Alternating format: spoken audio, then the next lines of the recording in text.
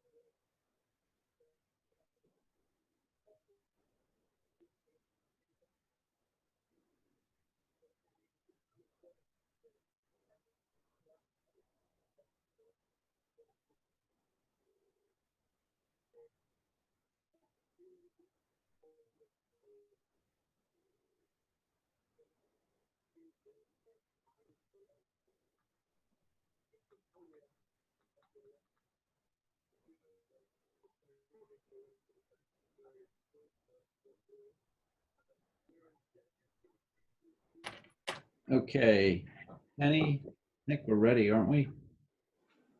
Yes, sir, we are.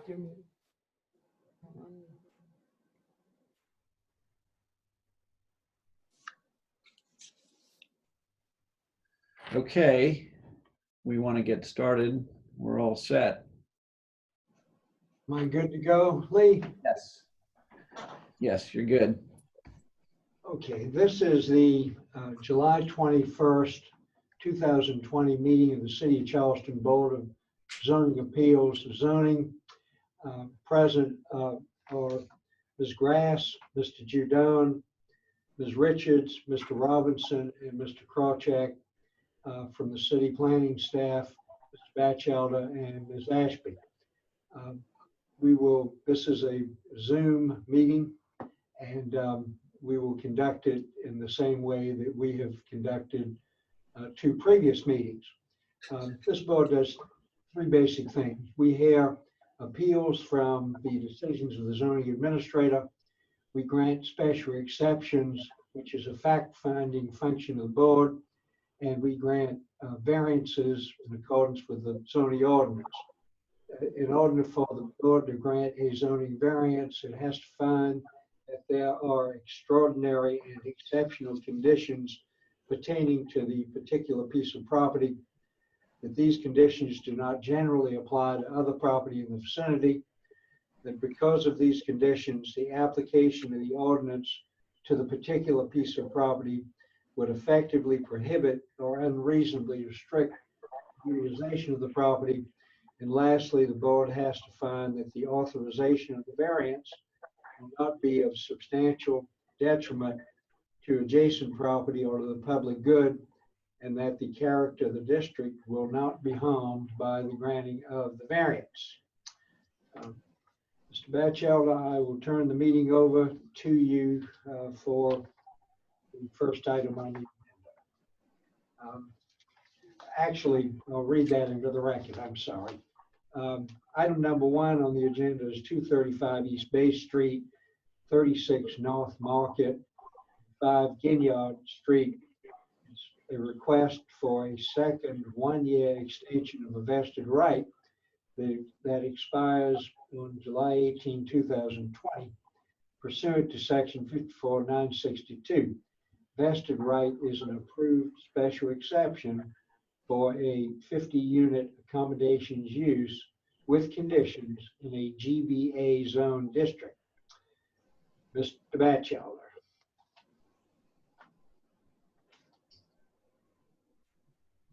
Thank you. 235, 36, 5 Ginyard Street, 36 North Market Street. This is a site that fronts on both North Market and East Bay and Ginyard. And it was approved several years ago for a zoning special exception to allow 50-unit accommodations use. And that approval is being extended with this request for 1 year. This will be the second 1-year extension. And this is the original approval dating to, no, this is the last 1-year extension. And this is the original approval for that site from July 18th, 2017. And this is the site, just to refresh your memory, it includes this. Let's see, need to do.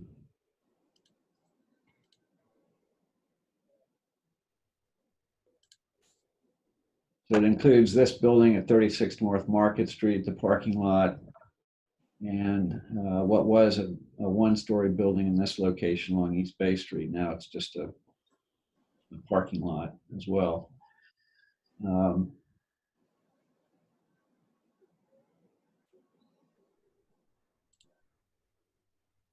Another view of the site, zoning, and so nothing has changed with the ordinance that would preclude this extension request from meeting the requirements of the state law and the city's zoning ordinance for an extension. So we recommend that this extension be granted.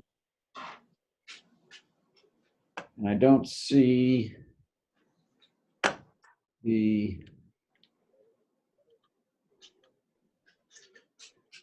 applicant listed on the attendees. Oh, wait a minute.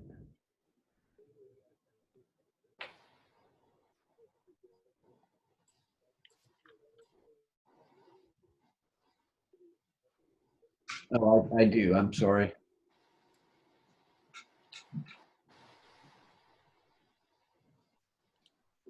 So I'm promoting Mr. Wilson to an attendee to allow him to speak if you would like to, unless the chair go ahead and you can call on the applicant and I can promote him. Wilson, would you like to add anything?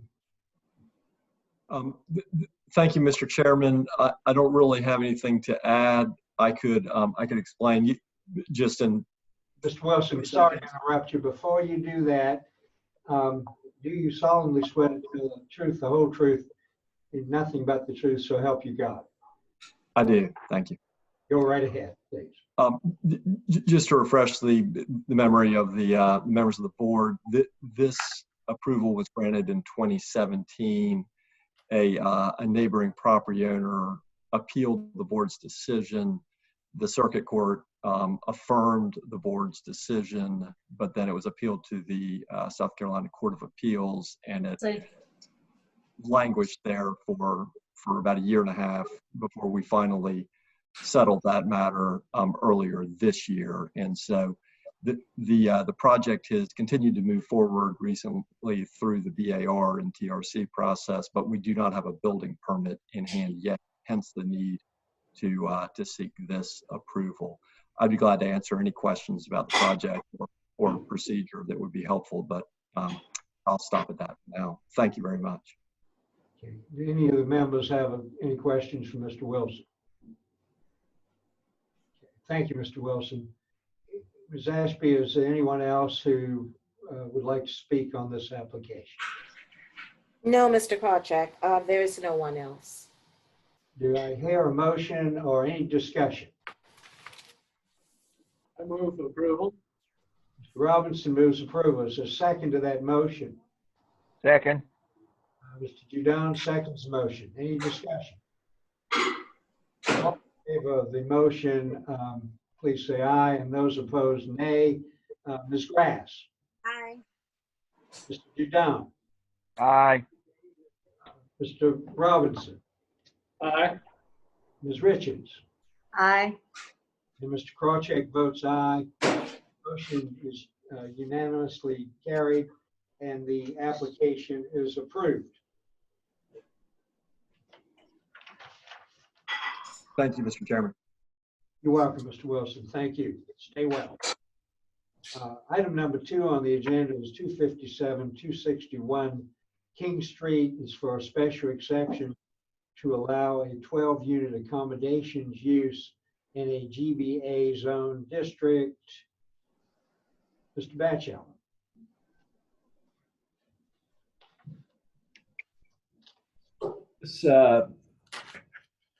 This site, I can get my, this is a property that has frontage on King Street and on Buffane Street. Building fronts on King Street, and there's a driveway accessing Buffane Street. It's a 2-story commercial building, originally site of Woolworths, and which was a 2-story occupancy. More recently, it has been a 1-story occupancy on the ground floor for retail uses. Those uses have moved out, and so currently the building the entire building is vacant. This application really concerns the second floor and the first floor at the back of the ground floor, or the back of the first floor. And the proposed use within those spaces is for a 12-unit accommodations use. The applicant has submitted their written response to the special exception test for accommodations use, and given a very detailed response that addresses each one of those items, each one of the requirements. And I can briefly go through some of those, but I'm going to skip that for right now so I can move on to the building itself. So here in this aerial view, you get a better picture of the site and how the existing building occupies that site. There is a driveway, like I said, off of Buffane Street in this area. And zoning on the property is general business. The site is within the accommodations overlay zone. So a hotel accommodations use is allowed, provided the board grants a zoning special exception on a finding that the requirements of section 54-120, or 220 rather, of the zoning ordinance are met. These are drawings submitted by the applicant that that address the requirements of the special exception test, the 500-foot diameter around the property, and the uses within that area are shown here.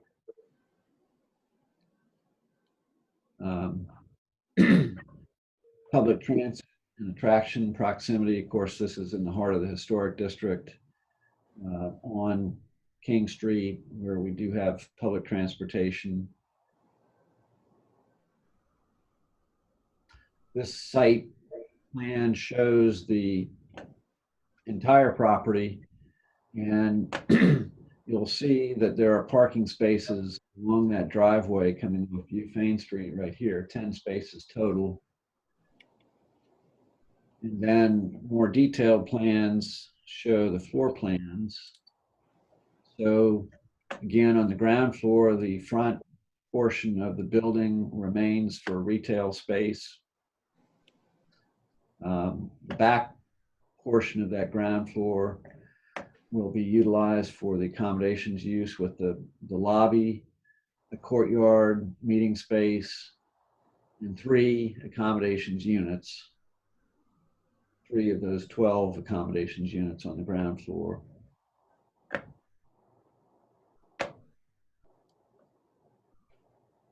Second floor would have the remainder of the accommodations units.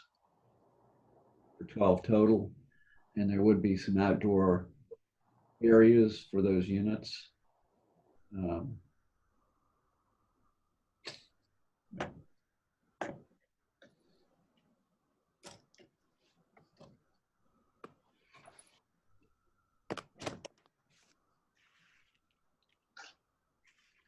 So these are photographs showing the existing building, the two-story storefront on King Street, as well as views of the back of the property.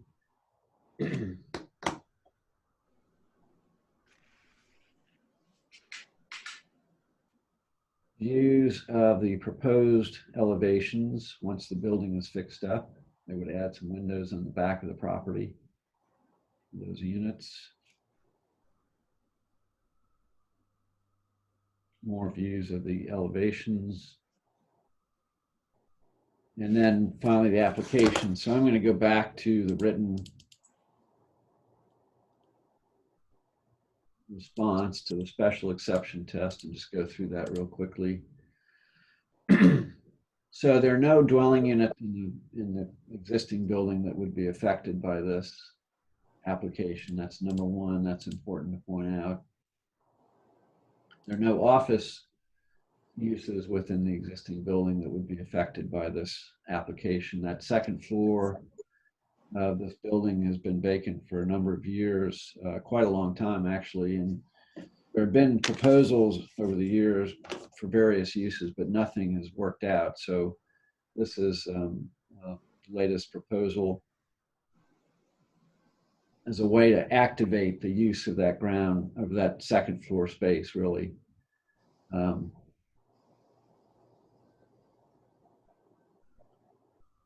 And of course, the retail space in this building along King Street will be retained. So that's important. The parking, the traffic generation, trip generation that is expected from this size accommodations use is very minimal.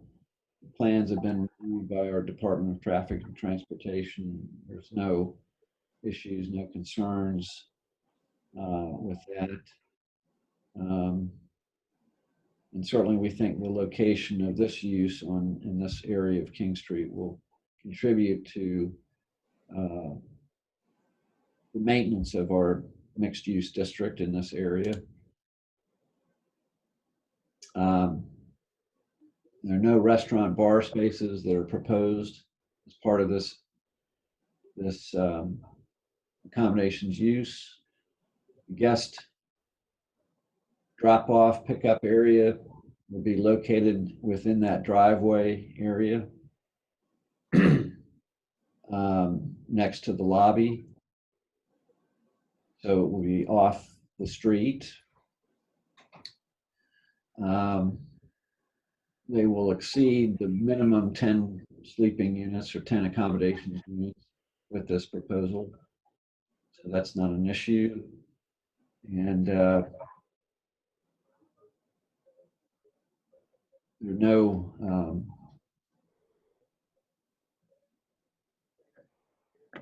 I is met concerning the maximum number of units. This is within the area that's limited to 50. And there will be no other accommodations uses that share this facility.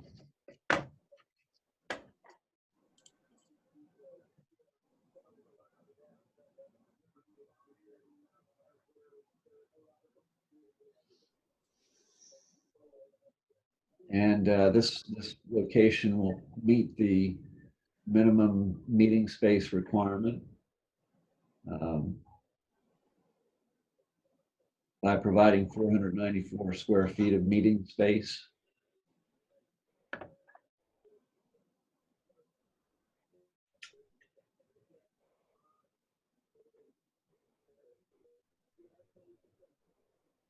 There will be a contribution of almost $75,000 to the city's affordable housing fund for affordable workforce housing.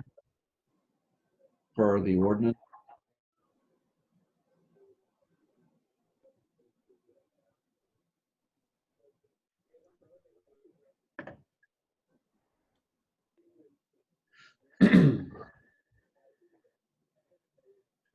And so we believe that they've met all of the requirements of the special exception with this proposal. Now, I should point out also that the parking issue is addressed with the on-site spaces that exist off that driveway in the back.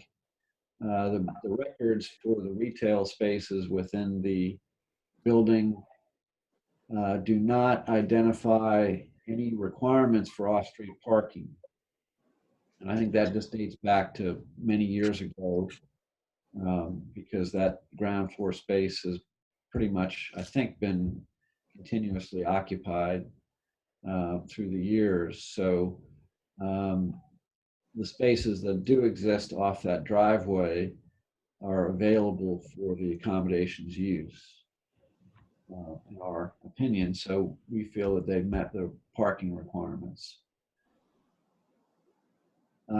So in short, we recommend approval of this request. We feel that they've met the requirements of the zoning ordinance special exception test for this size accommodations use in this location.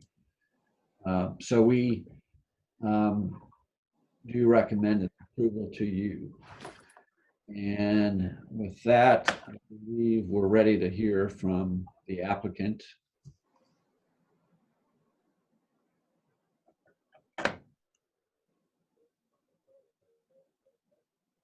So,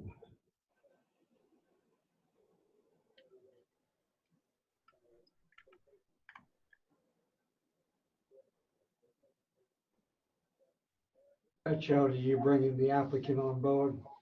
yes. And I promoted them to being a panelist. I'd like to go ahead and call on them. Is the applicant present?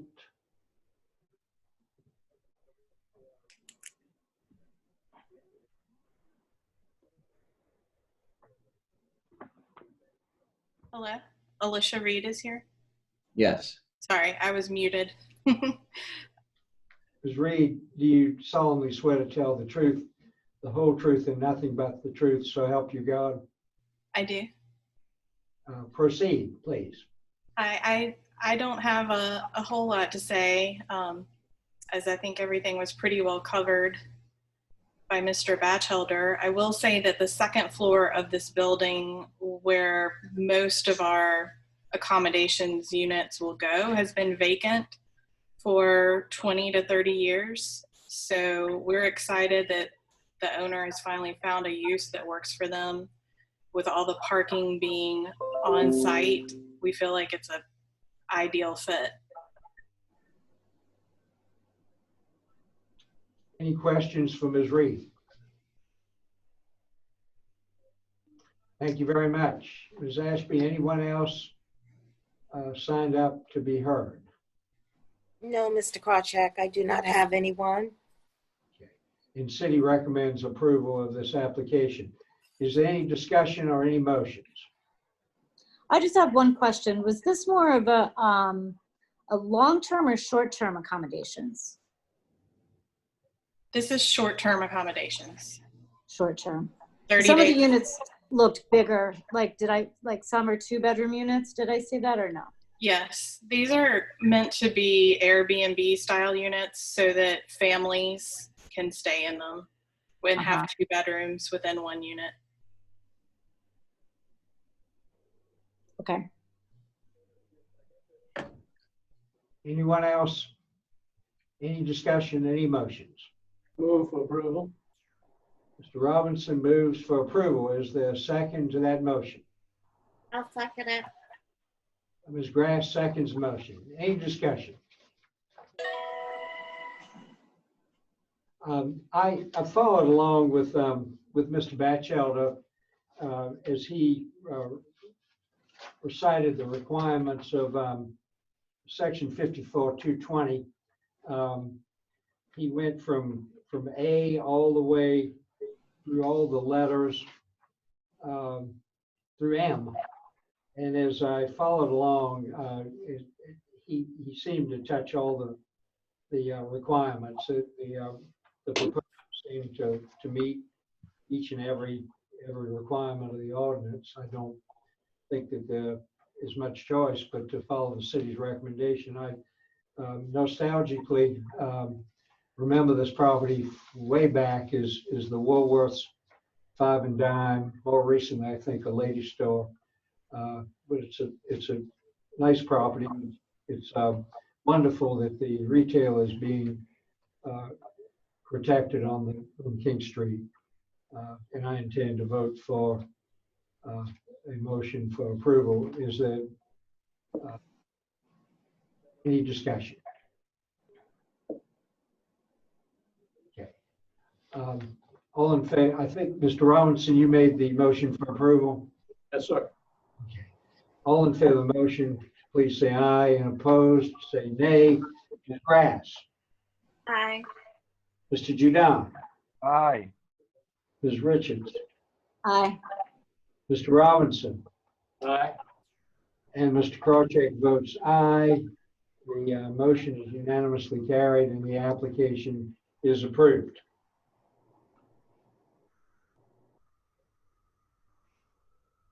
Thank you. You're welcome.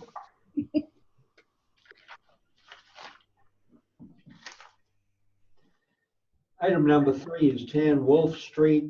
It's for a variance to allow reestablishment of 2 dwelling units, a duplex, with 1,748 square feet of lot area per dwelling unit, 2,000 square feet required.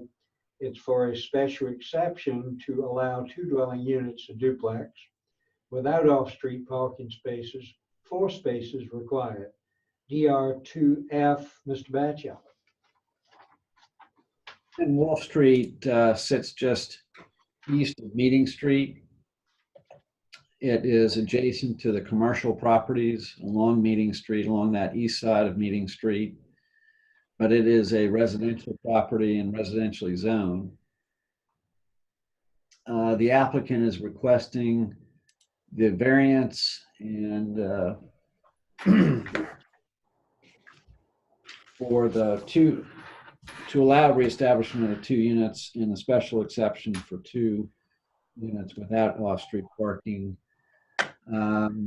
They would like to change this building back to what it was more recently. Currently, it's 1 unit, but many years ago, apparently it was a quadruplex. But more recently, it was used as a duplex until just a few years ago when a prior owner converted it to 1 dwelling unit by joining the 2 halves of these, or 2 separate units, into 1. And so here you see the building. It's this white building right here. Commercial properties along Meeting Street, residential properties to the east in the east side neighborhood. And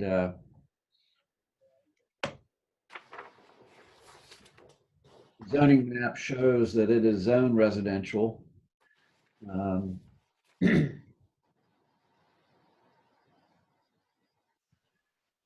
This is a survey of the property showing the building, and what you note here is the building extends from one side property line to the other side property line. There is a backyard, but there's no way to get to it with a vehicle. So there's no opportunity for any off-street parking on this property. Again, here's another site plan, a little bit larger, just showing, again, that existing building footprint. And views of the property from Wolf Street. It appears to be 2 homes that were joined together. I don't know if that's what happened years ago, but it looks like that could have happened from the architecture of this building.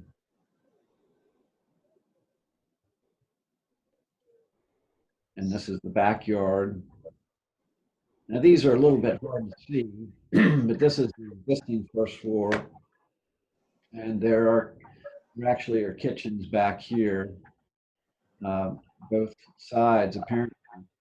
But there's a link between the hallway here that allows both of these units to become one.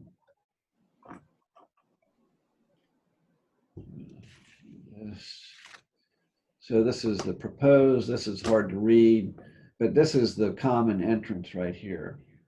This hallway, and then you can go into one unit on this side, another unit on this side. And then there are stairs in each of those halves that allow access to the upper floor.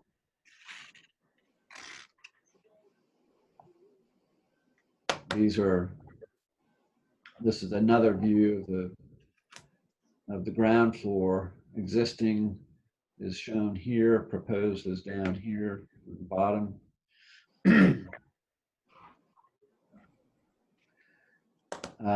And here, this doesn't really note it, but there's a kitchen at the back of the ground floor on this side and a kitchen back here.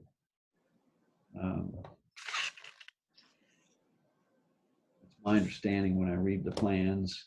Second floor existing, second floor proposed. There's no increase in the number of bedrooms. It's just the splitting of the units, of the spaces to make 2 units. And of course, there's no off-street parking right now, but in the earlier diagram we showed, which I'll go back to, there is a parking lot nearby. I think I skipped it. Where was that? There it is. Okay. So this is the property right here at 10 Wolf Street. Go a little over a block to the east. There is a surface parking lot that's associated with the church. They do lease out spaces. And that's 226 feet away from 10 Wolf Street. So there are opportunities for off-street parking nearby. And it says that they've been in contact with the manager of the parking lot to arrange a monthly or yearly parking lease for tenants of 10 Wall Street. So I think there are opportunities to address that issue. But we are in agreement that this was once and for many years was a duplex. And so we feel that taking it back to that use, because it doesn't seem to make sense as combined into one unit. So we think it makes more sense to be 2 separate units, and we agree with the applicant in their proposal. We have not received any comments that I'm aware of, either in favor or against on this. Believe that the applicant has contacted the neighborhood association. But anyway, our recommendation for approval of this request in light of the history of the use of this property.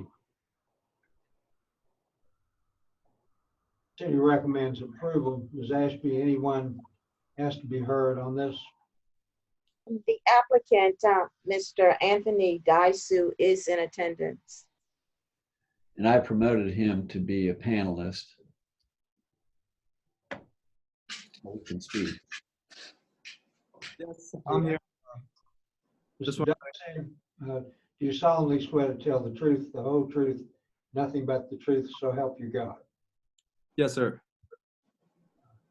I really don't have much to say again. I think you guys covered a lot of it.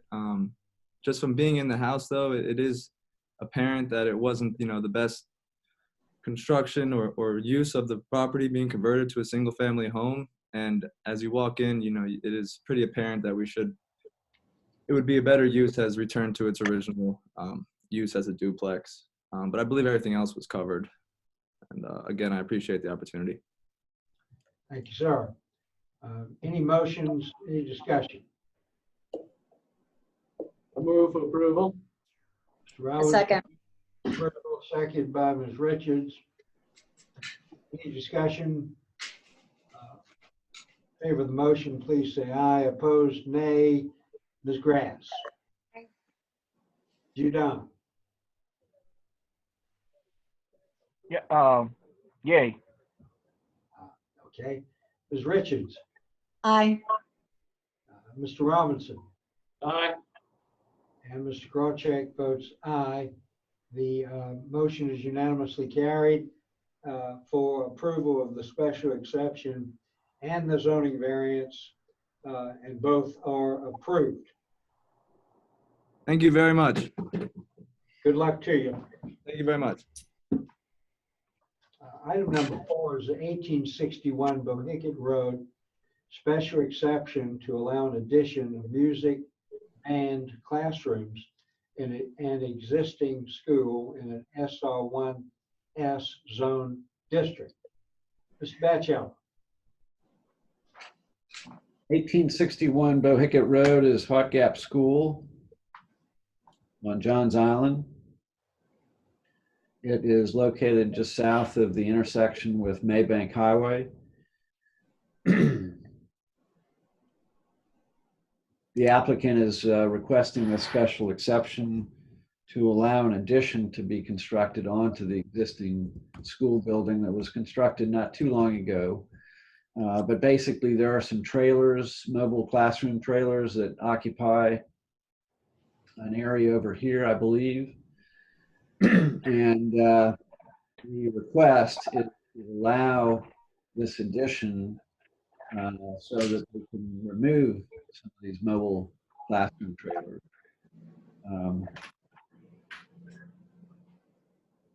This is the existing zoning map. It's in the school overlay zone, but residentially zoned. So the special exception for the expansion is required. This site plan shows the proposal. This is the existing school building right here. And this is the proposed addition over here on this side. Also, they'll be expanding this detention pond, which is towards the back corner of the property, to accommodate the increased stormwater runoff, and they'll be paving some additional parking up here. This is kind of temporary parking that will be paved in the form of parking lot. There will not be any increase in the enrollment of the school. The addition will allow them to provide additional classroom space, including band and orchestra and chorus space, in order to meet a requirement of the state for middle schools, apparently. And in all other respects, this addition will satisfy the zoning requirements of the special exception test. Of course, the school is not really within a residential neighborhood. It's adjacent to neighborhoods, but it is not itself within the neighborhood. So we think it's certainly a compatible addition to the existing campus, and won't adversely impact any neighborhoods. So we recommend approval of this request. He recommends approval. Is there anyone, Ms. Ashby, opposed to this application? No, Mr. Krawcheck, I'm not aware of any opposition. Is there any discussion or Any motions? I move to approve. Mr. Judon moves approval. Is there a second? A second. Ms. Richards seconds. Any discussion? If you're in favor, please say aye. Opposed, nay. Ms. Grass. Aye. Mr. Judon. Aye. Ms. Richards. Aye. Mr. Robinson. Aye. Mr. Crowcheck votes aye. The motion is unanimously carried and the application is approved.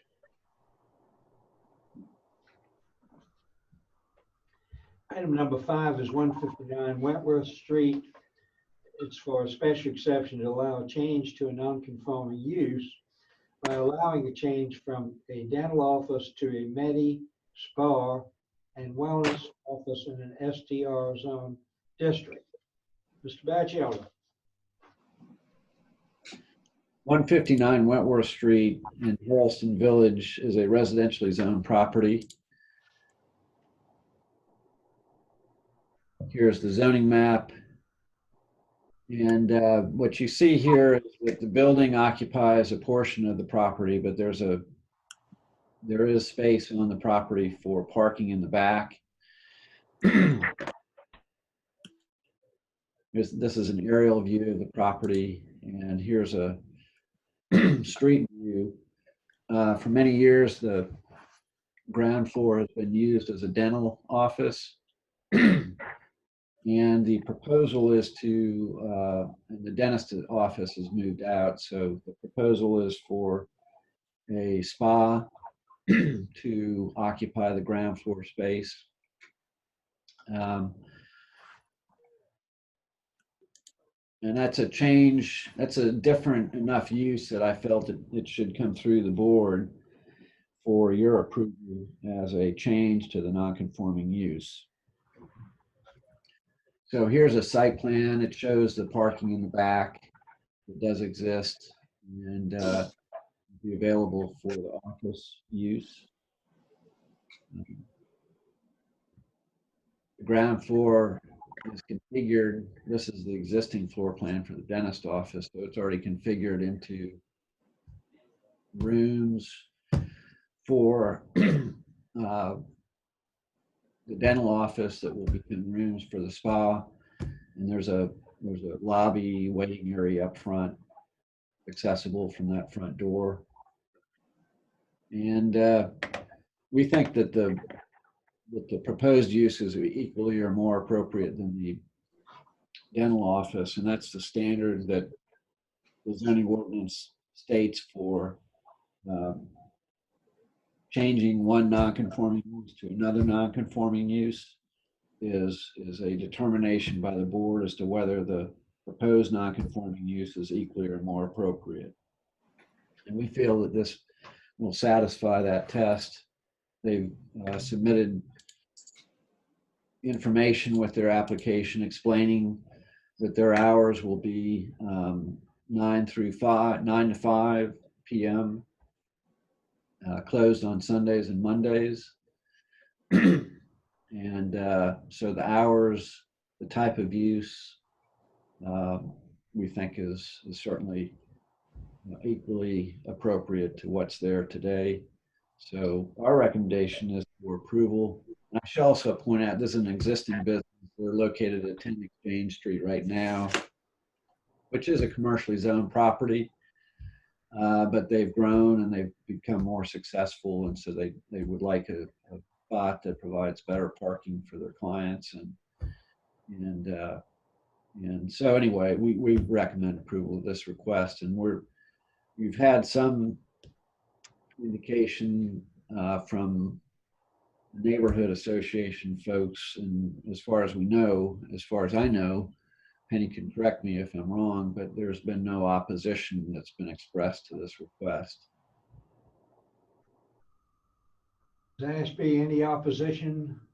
No, Mr. Kravchak, I'm not aware of any opposition. And the applicant unfortunately could not attend the meeting, and she has requested, very briefly, I just wanted to read her statement into the record for the board, if I may. Her statement: good evening. My name is Stacy Phillips, owner of Mink Total Medi Spa Plus Wellness Office. Mink Total is an established small business currently operating out of the old French Quarters located at 10 Exchange Street downtown. We are a small facility with a staff of 2. Our operating hours are Tuesday through Saturday, 9 to 5 p.m., and closed on Sundays and Mondays. And we have grown and have been very successful at our current location. Parking has been a challenge, and we are trying to change that. She goes on to say that we are seeking permission to operate at 159 Wentworth because it is conveniently close in proximity to our current location, and it offers safe, free parking on site for our clients. Currently, our clients pay for street parking or at the garage. Sometimes parking spaces are not available, or they have to park and walk a long distance to get to us in the rain or extreme heat. Thank you so much for your consideration this evening. We will accept and respect whatever decision is made today. Thank you. Regards, Stacy Phillips. Discussion, any motion? Ms. Richards moves approval. Is there a second to Ms. Richards' motion? Second. Mr. Judon seconds the motion. Any discussion? If you're in favor of the motion, please say aye. And opposed, nay. Ms. Grass. Aye. Mr. Judon. Aye. Ms. Richards. Aye. Mr. Robinson. Aye. And Mr. Krawcheck votes aye. The motion is unanimously carried. The application is approved.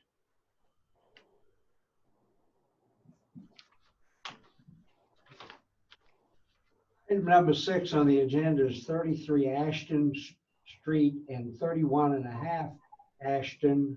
It's for a variance to allow a property line adjustment, which reduces the lot area for 33 Ashton from 3,080 square feet to 2,128 square feet, is zone DR2F MU2WH. Batchelor. This application concerns 2 lots. And they're located on Ashton Street, which is roughly parallel to Spring Street, 1 block north. And it runs between Norman Street and Haygood Avenue. So the applicant is proposing to adjust a property line which will result in this very narrow lot, 33 Ashton Street, becoming smaller. You can see here in the zoning map that it's a very long, narrow lot. And the adjoining property has this strip of land adjacent to the existing house on 33 Ashton Street. And I go one step further. So this is a image of the 33 Ashton Street house. This is the lighter colored house right here is 33 Ashton. And then the neighboring property, I guess that would be 35 Ashton, is the darker painted house right here. But you can see this is a unusual situation where you have one single house butting up against another single house with very little space in between. And that creates an issue, of course, for maintenance, long-term maintenance of that house. The applicant would like to renovate for this house, but doing it in the existing location is problematic, given the very limited space between those 2 buildings. Also, 33 Ashton was once a duplex. It hasn't been used that way, but it was once a duplex, and there are the two electric meters providing evidence of that. It also had a very large one-story CMU addition in the back. Oh, so here's a photograph, good photograph, that shows that issue of the very tight space between 33 and 33.5 Ashton Street. So there was also this one-story CMU addition constructed many years ago. The applicant sought approval from the BAR and obtained approval from the BAR to demolish that, and they've since taken that down. So that leaves a very large backyard, can't get to it by car. It's sitting there, and so this image, this plan shows the proposed swap that they would like to make. So this crosshatched area of 33 Ashton Street at the back of the lot will be adjusted to become part of the adjacent lot, while part of that adjacent lot, the strip of land, will become part of 33 Ashton Street. So 33 Ashton will become smaller, but it will become wider by about 8.5 feet. And what that will allow is the applicant will be able to move that house away from 33.5 Ashton, provide parking for that house, which will become a single-family home once restored. So they'll meet the parking requirement by providing this additional width, but they'll shrink the lot size. And so that's the issue that's before you tonight, is the reduced lot size for 33 Ashton. But because of this, these circumstances, we view this reduction in lot size as an improvement to 33 Ashton, because it will enable the lot to have parking, and it will enable the house to be restored. So our recommendation for this variance is for approval to allow this swap to occur. Anyone signed up who's opposed? No, Mr. Krawcheck, but the applicants are here to speak on behalf of their application, Mr. Roberts and Mr. Head. We'll hear from the applicants. And as soon as they are on board, I'd like to swear them in, please.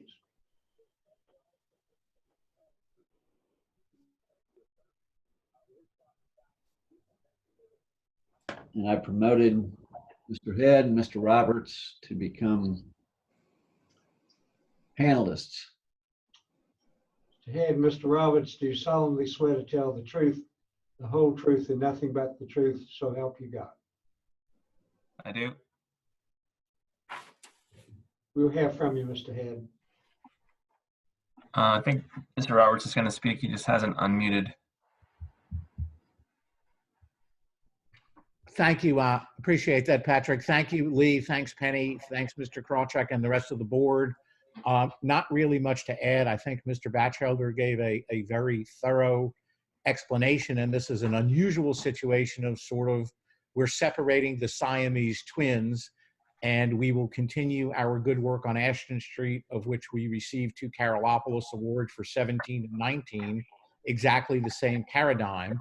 But in this case, we're going to lift it. We're going to move it over to a strip of land that we own to the left facing the house. I guess that would be to the east. And from a duplex, it's going back to a single family. From having no parking, it will have parking. It will also be elevated to be new FEMA requirements, and it'll get 100% restoration to fulfill what we did on the rest of the block. So if you have any other questions, I'm happy to answer. Other than that, Mr. Batchelder, I believe, gave a thorough presentation, but I'm here to answer any questions. Any of the members have any questions for Mr. Roberts? Thank you, Mr. Roberts. Any of the members like to make a motion for approval? Excuse me, Mr. Krawcheck, may I please add, I do apologize that I do have support letters for this application that I would like to read into the record. The applicant was given support by the West Side Neighborhood Association, as well as a letter of support from Historic Charleston Foundation, April Wood, and from the Preservation Society, Aaron Minigan. Thank you. Thank you, Ms. Ashby. Is there any discussion? I move for approval. Mr. Robinson moves for approval. Is there a second to that motion? I'll second it. Ms. Grass seconds the motion. Those in favor vote aye. Those opposed, nay. Ms. Grass. Aye. Mr. Judon. Aye. Ms. Richards. Aye. Mr. Robinson. Aye. And Mr. Krawcheck votes aye. The motion is unanimously carried and the application is approved. Thank you, everybody. Thank you. Quite welcome.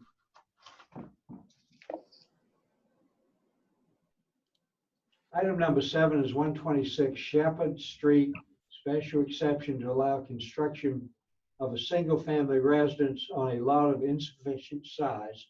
Lot area is 2,655 square feet, 4,000 square feet required. It's for a variance to allow construction of a single-family residence with a 15-foot, 4-inch rear setback, 25 feet required, DR1F.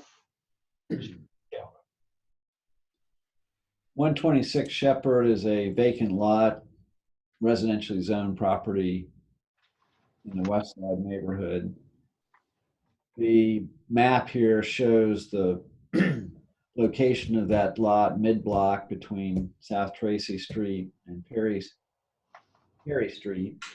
You can see other lots in the immediate area that are similar in size, as well as one just to the right of this lot that is very small, maybe about half as large as 126 Shepherd.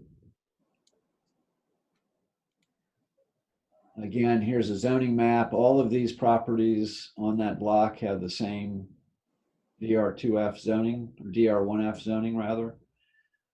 So all the rules are the same for each one, and you can see, again, here's a very small lot just to the east. This has a residence on it. Another small lot along South Tracy also has a residence on it. And then to the west is another slightly larger lot that has a residence.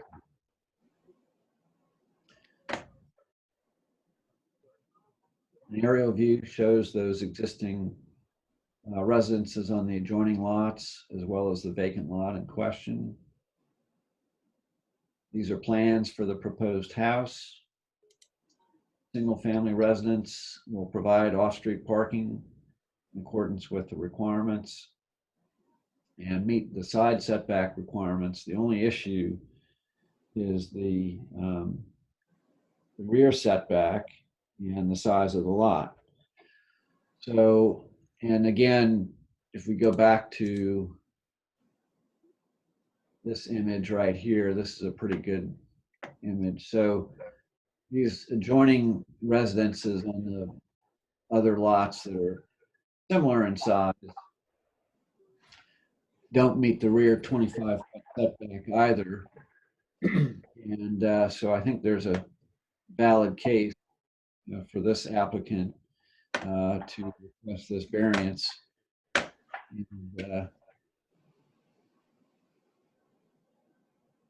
And have a 15 foot 4-inch rear setback. closest point, which would be this point right here. These are plans showing the proposal.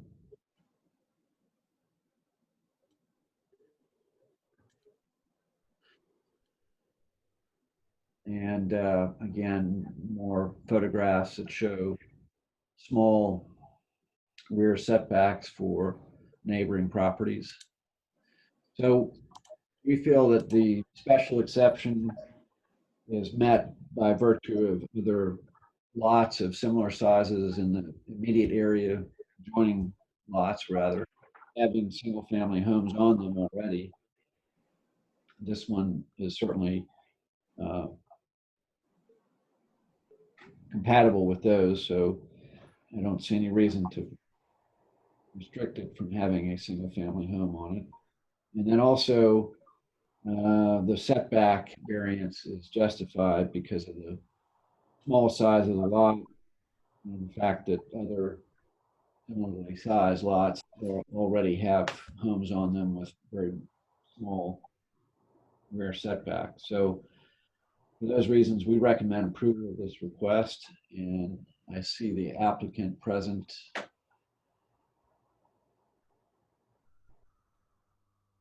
Would the applicant like to be heard?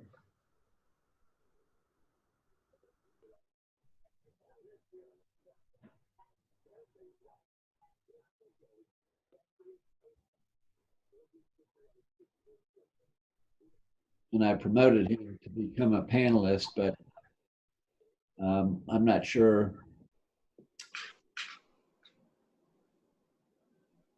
Penny, do we have any additional information on this one?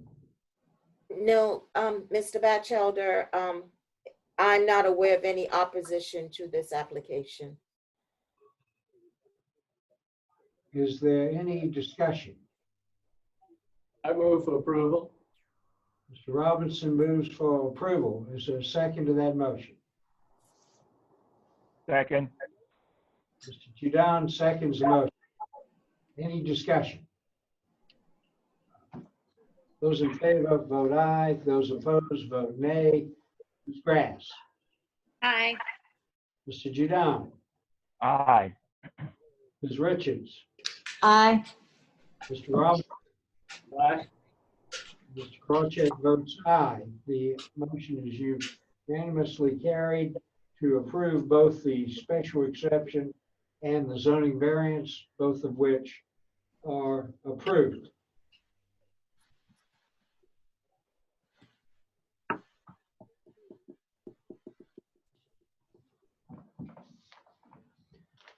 Item 8 is One Ashley Boulevard. Request the first one-year extension of a vested right that expires on June 5, 2020.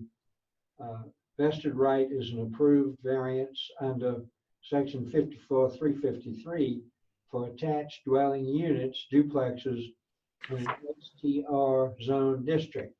Mr. Batchelder. This application concerns the site on the west side of Ashley Boulevard between South Battery and Trad Street, where those townhouses existed until a couple years ago when they were torn down because of structural problems. So the approval was granted to allow a new residential development on the site, and this is an extension, the first extension of that approval. There's been no change to the ordinance that would preclude the granting of this extension under the law. And these are the plans showing the proposed residential development on the site. And so we recommend that the extension be approved. Ms. Ashby, is anyone signed up who disapproves? No, Mr. Krawcheck, no one has signed up to be in opposition. I do know that the applicant, Ms. Romano, is in attendance. Well, would Ms. Romano care to say anything?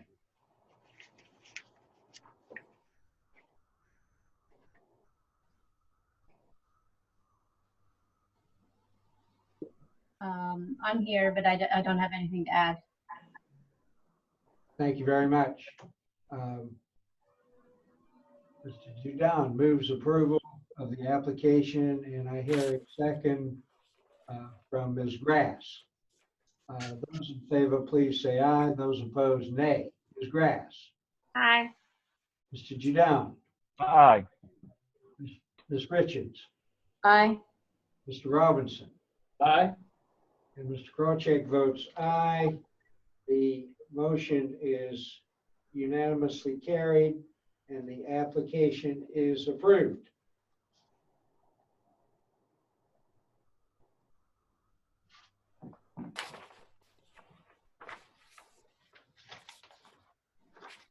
Item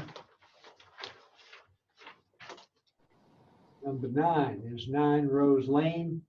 It's for variance to allow construction of an accessory building or storage shed with a 24.8-foot front setback, a 2-foot south side setback, and a 2-foot rear setback, 60, 70, and 3 feet required, DR3F. Dispatcher. 9 Rose Lane is a very, very small residential property just north of Spring Street. It's shown on this zoning map or this map. The proposal is to allow, is for a small accessory building, a storage shed to be constructed on this property. And with the size of this property being so small, there's no way that the requirements of the zoning ordinance can be met to allow this building constructed without any variances. So they've made this application to the board. So here's a zoning map. And you can see other very small lots along Rose Lane, along Sires Court next door, with homes on them. So this isn't really unique. Another view, this property is part of the very dense neighborhood. This image from the 1872 map of the city shows those very small homes along what is now Rose Lane and Sires and other neighboring streets. Sanborn maps through the years have shown various sized buildings on this lot. Very small building at first, and then it grew and grew a little bit more. And here are some images. It's in a state of disrepair, and so there's a proposal to restore this house. These are photographs from earlier this year of the building. This site plan, which shows the location of that existing house that will be restored and the location of the proposed shed. And here's a blow up of that. Get to it. There we go. So this is the footprint right here of the proposed storage shed. And there's no way you can meet all the setbacks and still build a accessory building, a storage shed on this lot. It's very small, actually, but looks a little bit larger because of the small size of the lot. But they are requesting these variances for that reason. And here are some more images that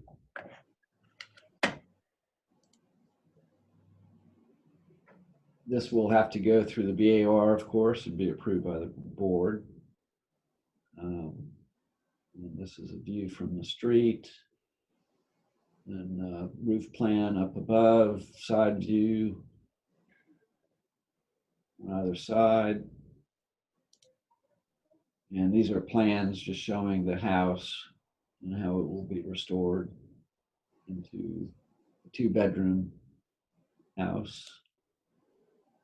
And aerial or street views. Of course, this is the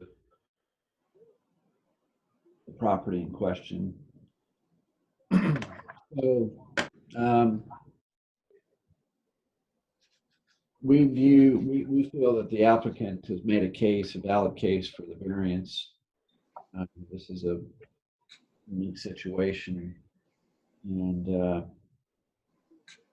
there's really no way to build a small storage shed on this lot without seeking variances, and this very small size of the house means that there, of course, are very limited opportunities for any storage. So we feel that they've met the variance test, and we're not aware of any objections or concerns that have been raised by any neighboring property owners. And so we are supportive of this request and recommend its approval. Batchelder recommends approval. Ms. Ashby, is there anyone who would like to be heard? Yes, Mr. Krawcheck. The applicant is here, Mr. Von Marshall, and I believe Mr. Clowney. And they have submitted several letters of support from neighboring property owners. Okay. Is no one opposed? No, sir, no opposition that I'm aware of. With the city recommending approval and no opposition, is there any discussion among the members? I move for approval. Mr. Robinson moves for approval. Is there a second to that motion? Second. Mr. Judown seconds the motion. Any discussion? If you're in favor, please say aye. If you oppose, please say nay. Ms. Grass. Aye. Judown. Aye. Ms. Richards. Aye. Mr. Robinson. Aye. And Mr. Krawcheck votes aye. The motion is unanimously carried and the application is approved.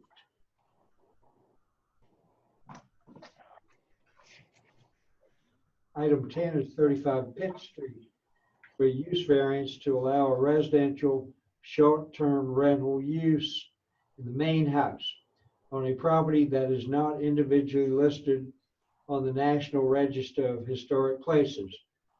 It's a zone DR1F. Mr. Batchel. So this is a property located in Harrelson Village, residentially zoned in the heart of the neighborhood, sits at the southwest corner of Pitt and Bull. And the applicant is within the area of the city where that's a category 1 short-term rental, residential short-term rental area. And what that means is that in order to qualify for a residential short-term rental, there are a number of conditions that have to be met, including a condition that requires the property to be individually listed on the National Register of Historic Places. And there are some properties that have met that threshold and been approved under our new rules that were adopted in 2018. So it is possible for some people to meet that requirement if they don't already own a National Register listed property and be able to meet that condition of a residential short-term rental. There are also parking requirements and certainly occupancy requirements with the owner having to reside there and make that their principal place of residence.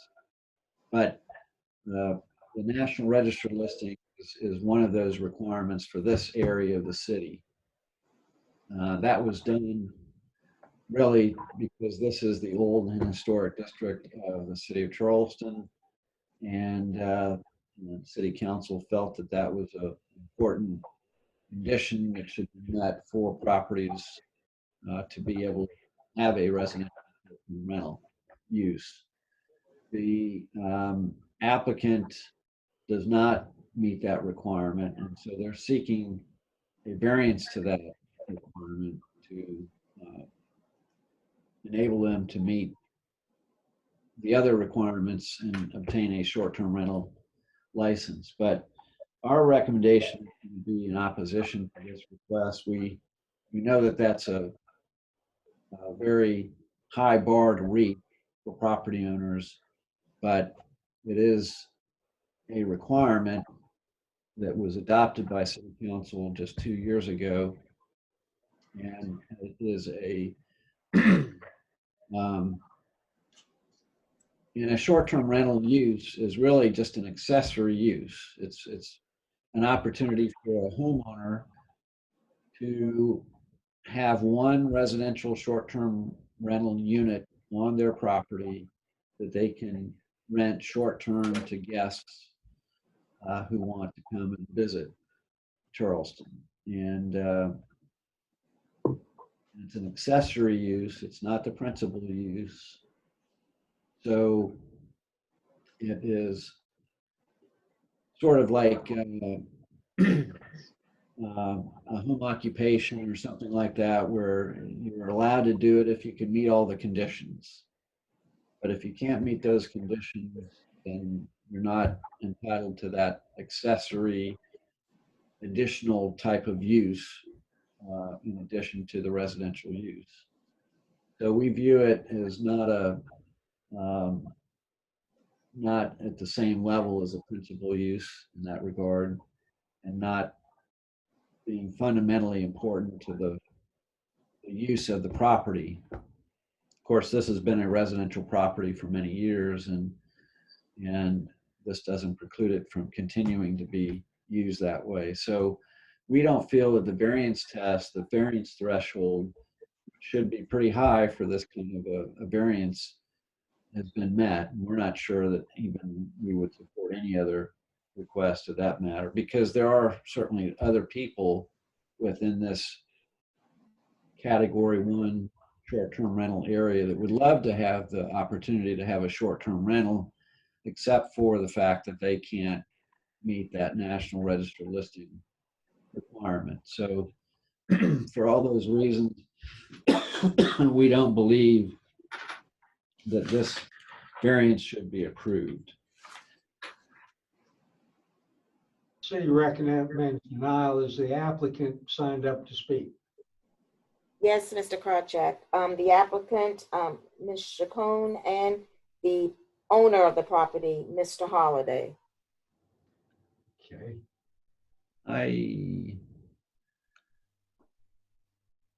I'm not seeing Mr. Holliday.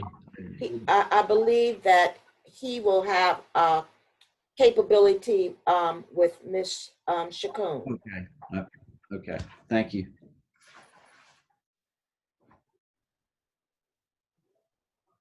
Yes, hello. We are both signed on from the same computer. Okay. Ms. Chacon, do you solemnly swear to tell the truth, the whole truth, and nothing but the truth, so help you God? Yes, sir. My name is Raymond Holliday. I'm the owner and current steward of 35 Pitt Street. Okay. And Mr. Holliday, you are sworn as well. Excuse me? You are. I have sworn you in as well as Ms. Chacon. Thank you. We'll hear from you.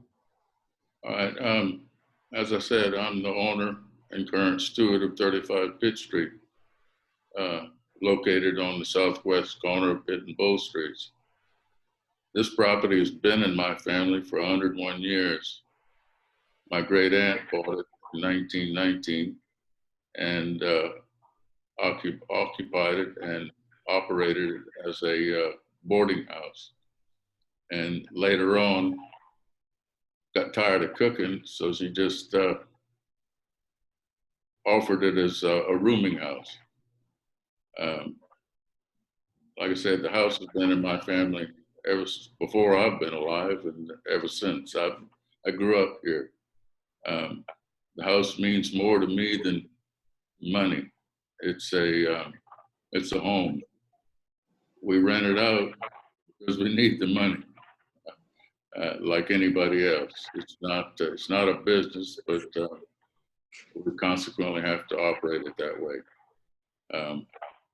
The situation about it not being on the National Register, quite frankly, I've never heard of the National Register.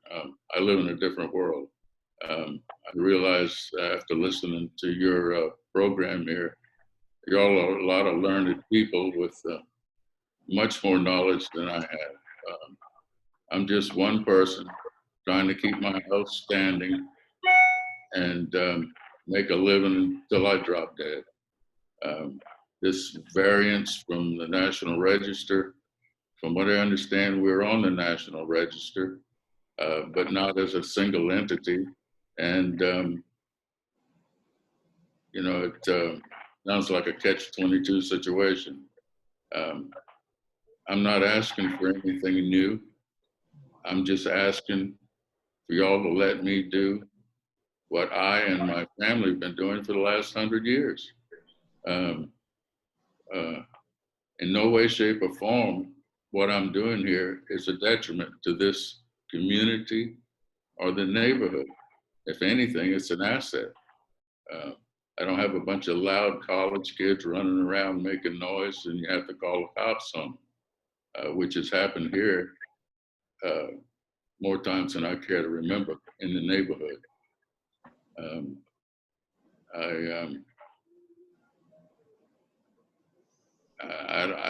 I'm at a loss for words. When I found out I couldn't do what I and my family have been doing ever since I can remember, I was shocked and dismayed. I couldn't believe my ears. Fortunately, Lauren has been helping me try to navigate through these rules and regulations. Without her help, I'd be dead in the water.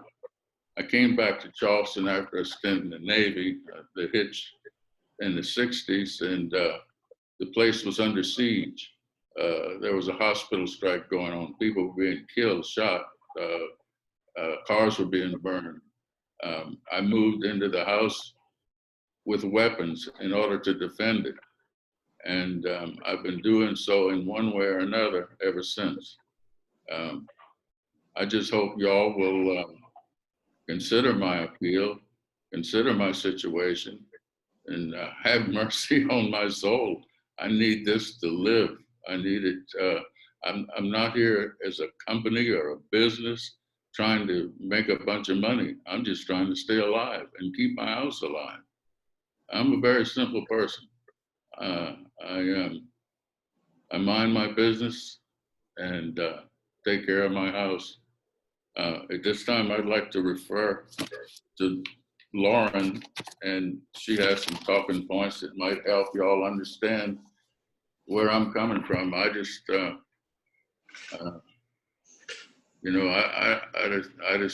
don't know what more to say. If y'all would like to talk to Lauren, I'd appreciate it. So in regard to the variance test, I just want to make a point of the extraordinary circumstances that makes our home different than other people who might be asking for an STR is based on the history of the usage of the property. So dating back to the turn of the century, late 1800s, it was transformed into property to be used as a rooming house. I sent in a floor plan that actually illustrates where the historical renovations added doors to every room in the house. I think it's coming up. Every room in the house that guests could come and go as they would through the main stairway, and they could access their room on their own. This is unique to this property. I don't believe that there are other properties in the vicinity that would be applying for a variance based on these qualifications. So that is what sets us apart. And as well, we do fulfill all the other requirements. We do live on the premises. We do want to keep everything quiet as it is in this neighborhood. We adore this neighborhood. And the other thing is, we understand that the neighborhood association may be concerned. They know that once you get the STR license, that it's in perpetuity with the property. So if the home is sold and it moves on to a different owner that may not be as diligent as we would be in managing the property, that is their concern as well. So we just wanted to put out there that we would be open to possibly having some sort of clause in the permit that allows only Raymond Holiday and myself to utilize it in this capacity, in the short-term rental capacity. So it wouldn't lead on to other owners of the house in the future.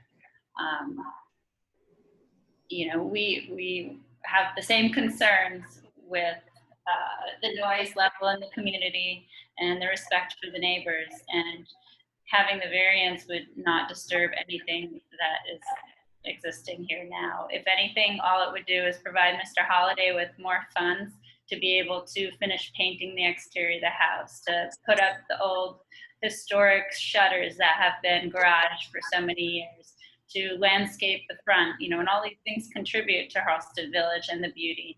And so he, you know, and having an STR rather than long-term lease allows him to also have access to his home when he doesn't want to have people in it.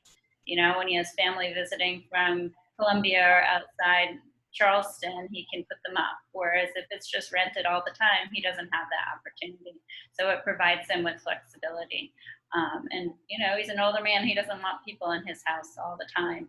And it's nice to be able to have that option to, you know, rent it out a few weekends a month if he needs the money and not if he doesn't need it. So again, we just want to, you know, make it clear that he's not out to, you know, get profit and start a business. He's really trying to survive and keep up his family home that is his heart and soul. And that's it. If anybody has any questions or comments. Well, I'd like to say something, Lauren. You know, the gentleman mentioned that there are other properties like mine that have been grandfathered. That's all I'm asking. I'd like to be just like everybody else. It's I mean, I'm not unique. It sounds like y'all have made concessions for other people. That's all I'm asking for. I'm not asking for anything more or less. I'm not asking for anything that I haven't been doing except for this short-term thing. I need your help, man. You know, that's about all I got to say. Do you members have any questions for the applicants? Mr. Krawcheck, may I please interject that we do have letters of non-support, and we do have 2 people that signed up to speak in opposition to this application. Is there anyone else, Ms. Ashby, who would like to speak in favor of the application? No, Mr. Krawcheck, no one that I'm aware of. Okay, then let's hear from the letters and from the opponents. Yes, sir. We have a letter from Harleston Village Neighborhood Association. I won't read the whole letter, but basically they're strongly opposed to the use variance request for 35 Pitt Street to operate as a short-term rental. Our organization has been concerned with the proliferation of short-term rentals and the problems they have caused in the past. We follow the discussions and meetings held to develop the new ordinances regulating these businesses and support the rules developed for our area, which require properties to be individually listed on the National Register of Historic Places. 35 Pitt Street does not meet this requirement and should not be approved for use variance. This property does not meet the requirements for use variance as there are no extraordinary and exceptional conditions pertaining to this property that do not apply to other properties in the neighborhood. approving a use variance for this property would create a dangerous precedent in the historic district and void the intent of the short-term rental ordinance. The Harleston Village Association requests that you deny this request to protect the character of our neighborhood. Thank you for your consideration. Harleston Village Association Zoning Committee.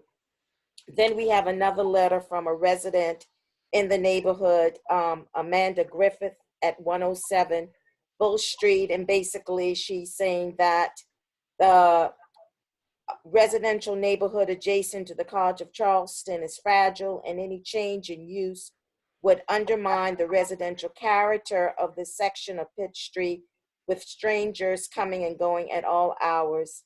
In addition, I see no hardship. Please reject this variance. Thank you. Yours truly, Amanda Griffith. We had signed up Ms. Cassian Drolet with Historic Charleston Foundation, who is in opposition, and Ms. Erin Minigan with Charleston Preservation. I believe both of these applicants are in attendance. Thank you. And I promoted Mr. Olay.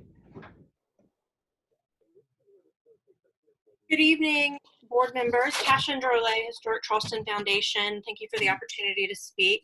Ms. Historic Charleston, Charleston, you solemnly swear to tell the truth, the whole truth, and nothing but the truth, so help you God.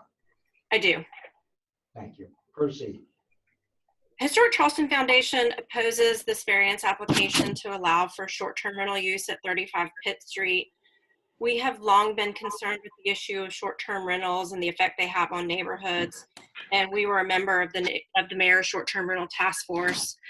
That task force worked pretty diligently for more than a year to make recommendations to City Council on appropriate regulatory mechanisms and locations for short-term rentals.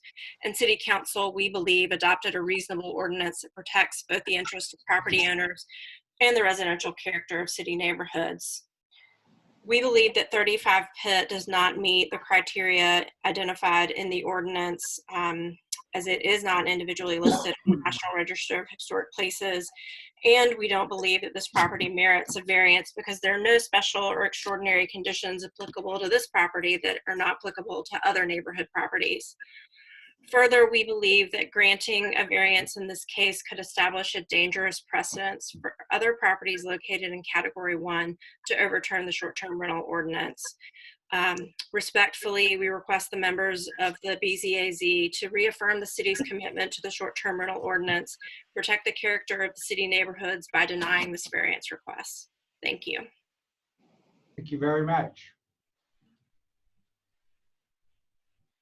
And Penny, I do not see Ms. Minigan on. Ms. Minigan.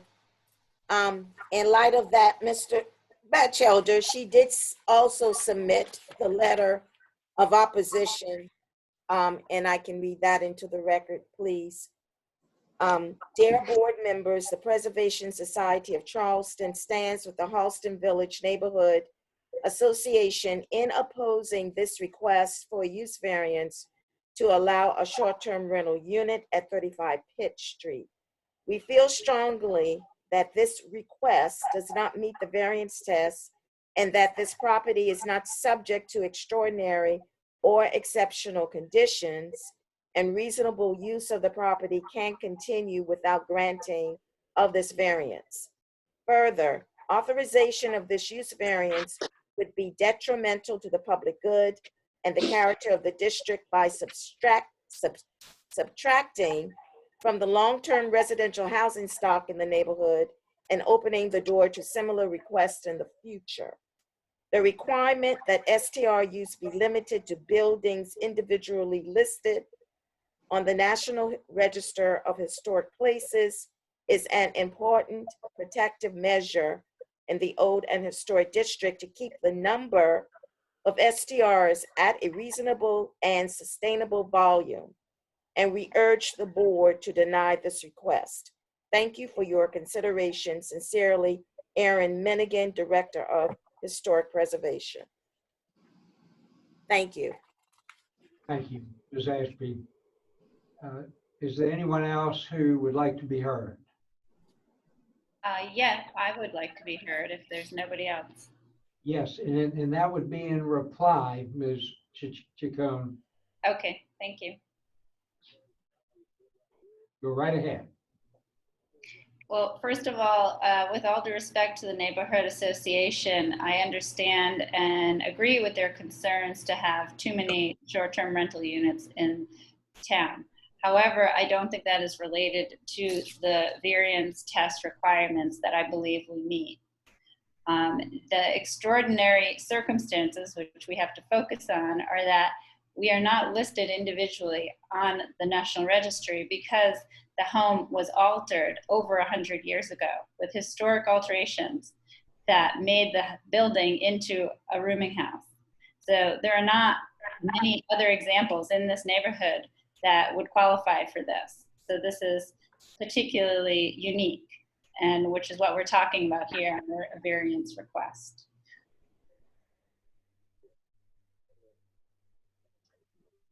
Thank you, Ms. Chacon.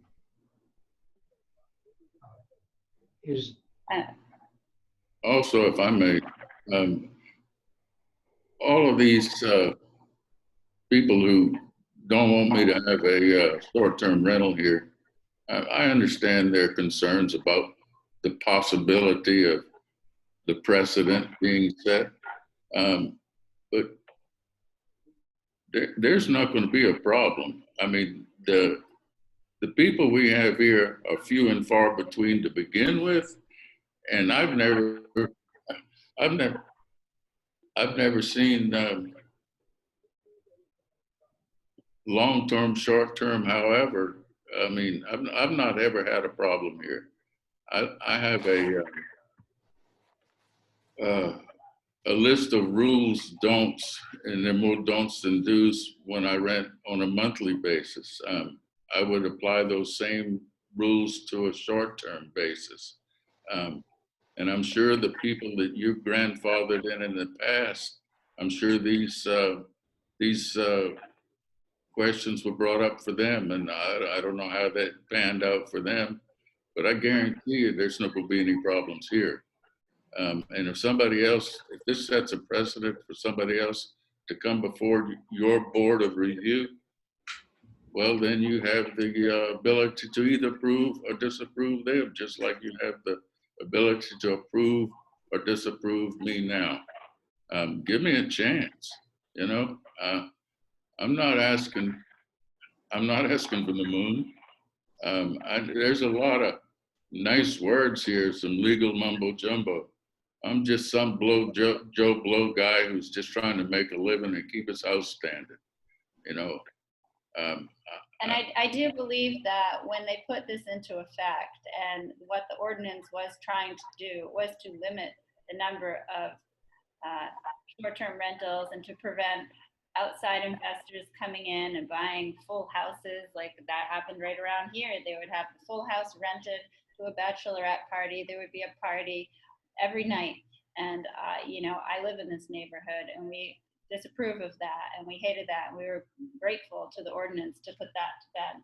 However, I think these, the other requirements are wonderful and they need to be in place for people like Raymond Holiday, who was born and raised in this neighborhood and can utilize a STR to fund his family home and the upkeep of that.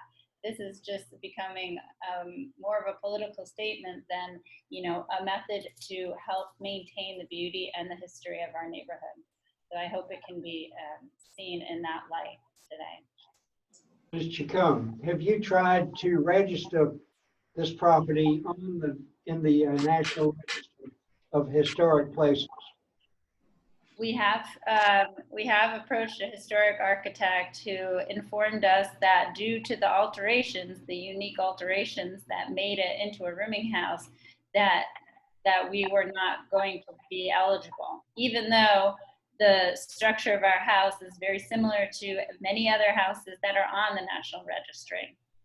So the grandeur of the structure does meet approval, but these unique changes which is relevant to what the use, that activity that we're asking for. So this is what makes it quite a situation.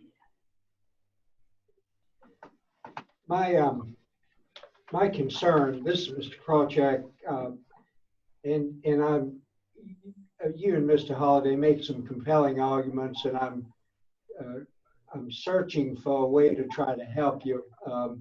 He's struggling to maintain his family property, doing the best he can, and I think the board members, at least this one, I think I can speak for all of them, would like to help any way they can.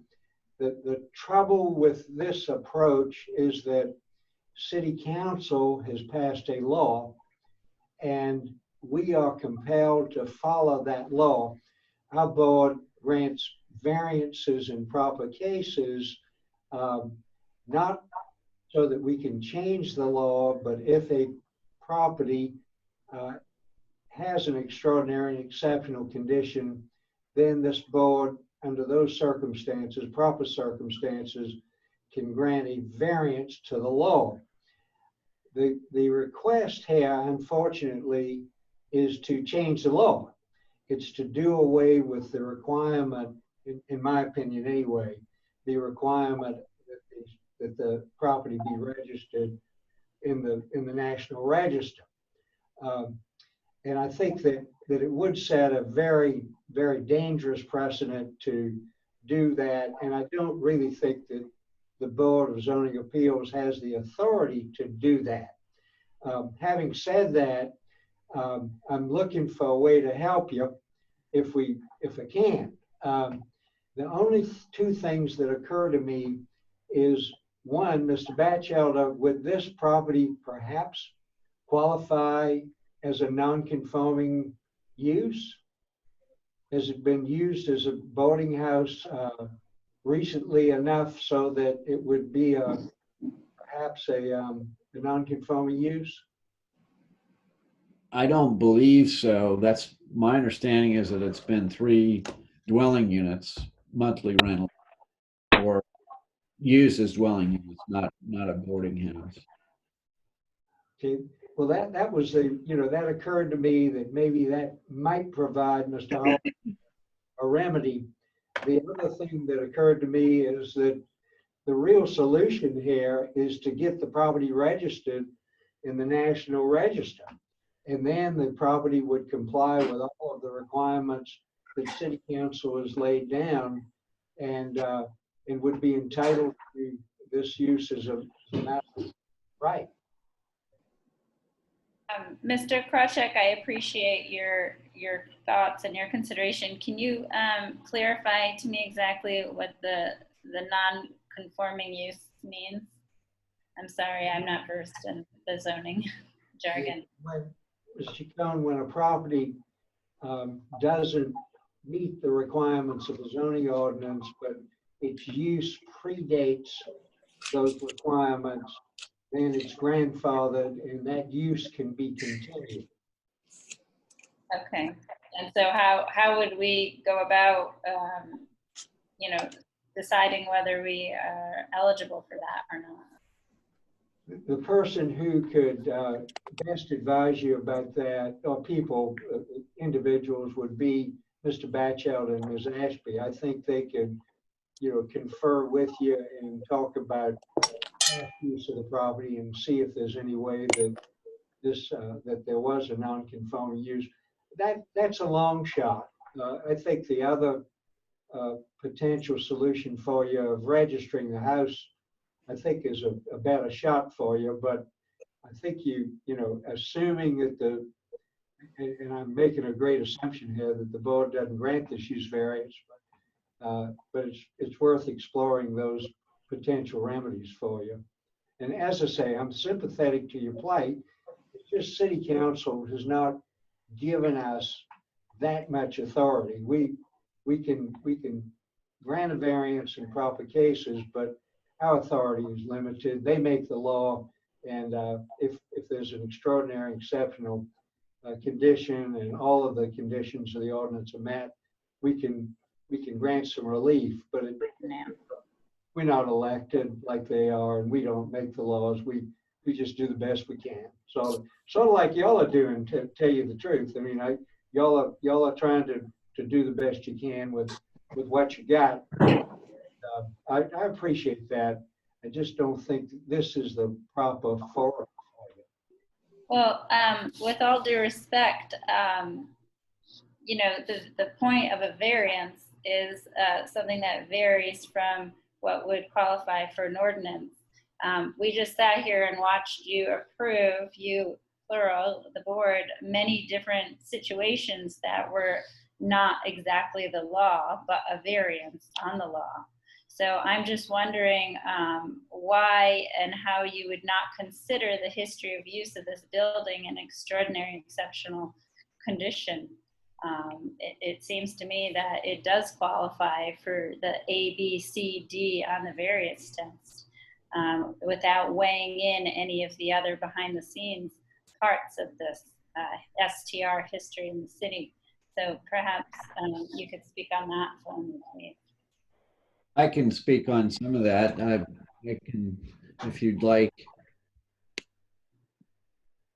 So I think the other variances have to do with size and shape of a lot and the ability to meet setback requirements and things like that. And those are very common types of requests that we see all the time on the peninsula, given the fact that that most of the peninsula was developed before we ever had zoning. And so we have a wide range of lot sizes and shapes and situations, and we've touched on a few unusual ones tonight that are not uncommon, but do create hardships, clear hardships, due to the size and shape of a property. So that's one category of request, and we deal with those all the time. Another category is use variances, and this really fits in that category. You're asking to use this property in a way that the zoning ordinance does not allow you to use it. And that's an unusual kind of a request. Occasionally we do get the request, but those are, it's a higher bar. There has to be a two-thirds majority of the board voting in favor to approve a use variance. And so it's a higher bar. It's a situation where your neighbor could come in and say, well, I'd like to have an office in my house and convert it to an office, or have a medical office or spa or something like that. And it's never been used that way, or it hasn't been continuously used that way until just recently. And so in that type of situation, it's a harder request to approve. And there are viable uses for this property there that don't require a variance, and those are the dwelling units that exist today, and that allowed continuation of that non-conforming use. So, so that's a difference really between this type of request and the others that we've heard tonight. Well, in comment to that, 2 points I'd like to make is one, that, you know, the history of use is what you were mentioning. And we're here presenting a case that is tangible and proven that the history of this building was used for short-term rental for over 100 years, before there was an ordinance, before there was Airbnb, before there was VRBO. So if you want to talk about history of use and it being changed, I think that you can even note the attachments to our application that are clear newspaper advertisements placed by Raymond's uncle and mom dating back to the 1920s for the use of this home.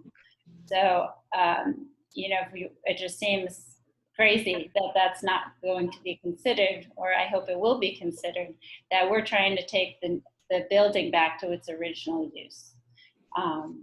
On one point, and two, a second point I'd like to just make is, you just approved 12 Airbnb units that are maybe 4 blocks from our house. That is going to benefit some corporate investor. We're sitting here asking you to perhaps consider one small, one-room, short-term rental that's going to benefit a long-time Charleston Village resident, born and raised in this community, who's trying to keep his family's home alive and looking wonderful for the neighborhood that he loves and grew up in. So I hope that maybe you will take that all into consideration, and I'm thanking you all for your time, and that's it. Thanks again. Thank you very much, Mr. Cohn. Is there Ms. Ashby, anyone further to be heard? No, Mr. Krawcheck, I have no other information. Thank you. Is there? One other thing, Raymond Holiday here. The properties that were granted a variance or grandfathered in, under what circumstances were they given the right to do what they are doing?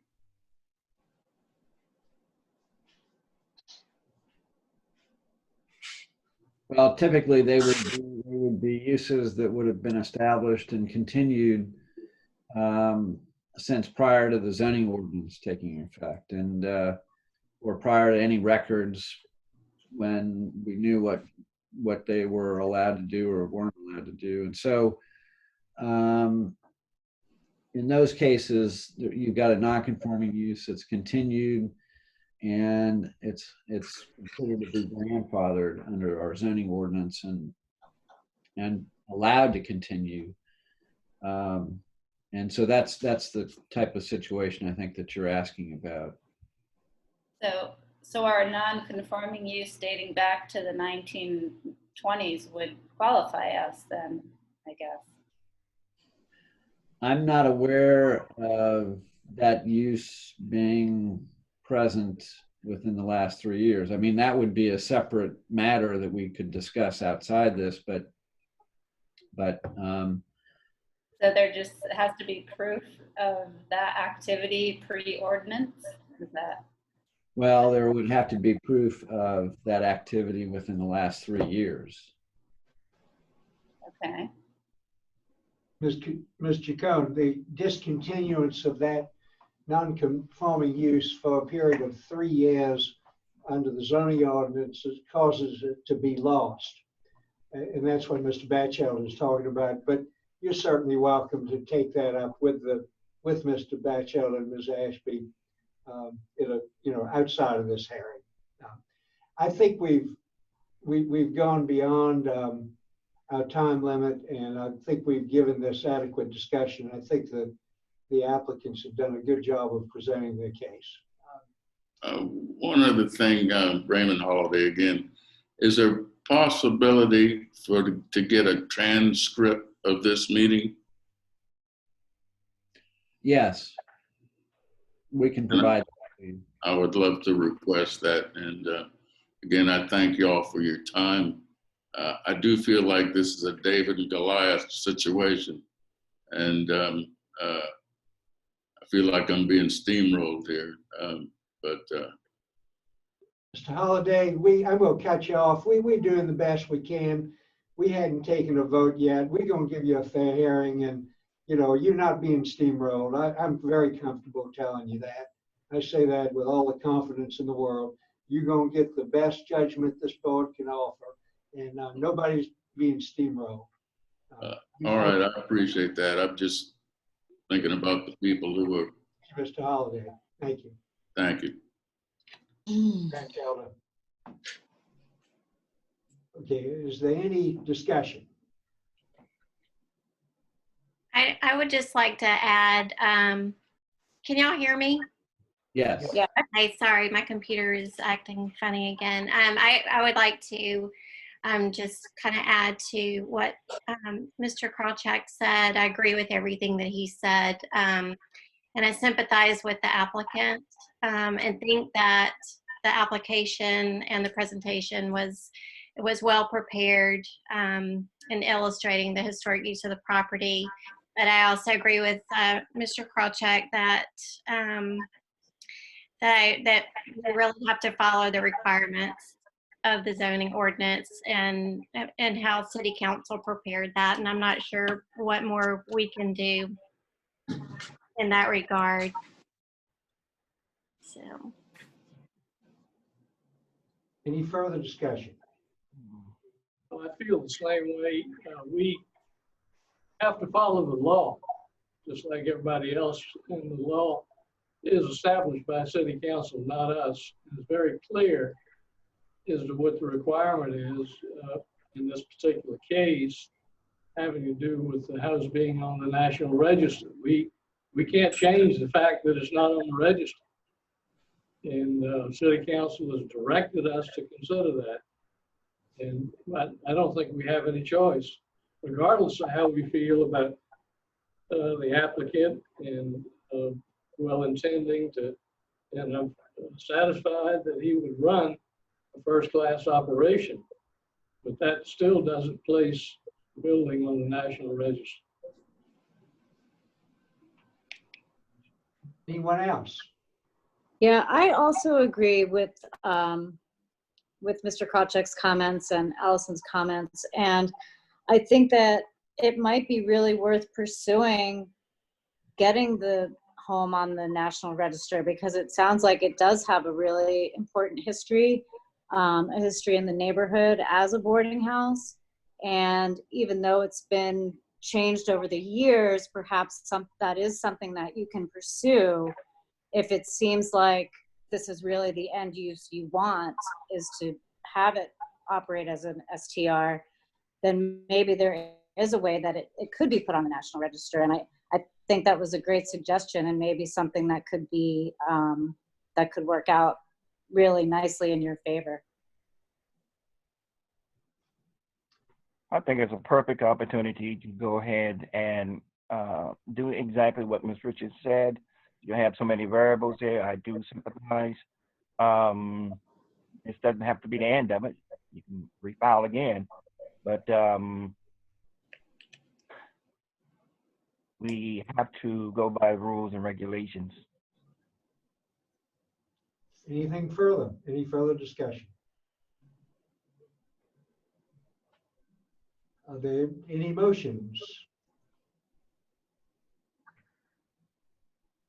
Based on all the issues discussed by the board, I move for disapproval.